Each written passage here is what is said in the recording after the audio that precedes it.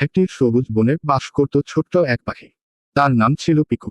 পিকু ছিল খুবই কৌতূহলী এবং চঞ্চল। সে সবসময় নতুন কিছু শিখতে চাইত।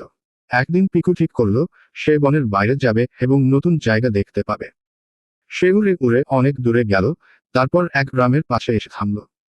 গ্রামে এসে পিকু দেখল সেখানে অনেক রঙিন ফুল, বড় বড় গাছ এবং বিভিন্ন ধরনের প্রাণী রয়েছে।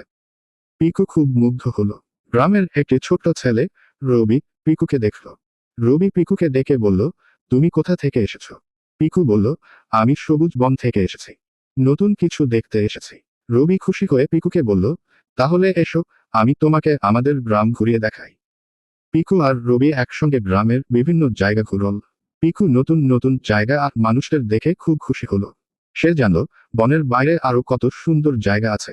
দিন শেষে পিকু বনে ফিরে গেল। সে তার বন্ধুদের সব গল্প শোনালো। বন্ধুরা পিকুর কাহিনী শুনে অবাক হলো এবং তারাও নতুন জায়গা দেখার ইচ্ছে প্রকাশ করল। এভাবেই পিকু নতুন কিছু শিখল এবং তার বন্ধুদের সাথে আনন্দ ভাগ করে নিল। পিকুর গল্প আমাদের শেখায় কৌতূহল আর সাহস নিয়ে নতুন কিছু শিখতে এবং অন্যদের সাথে তা ভাগ করে নিতে।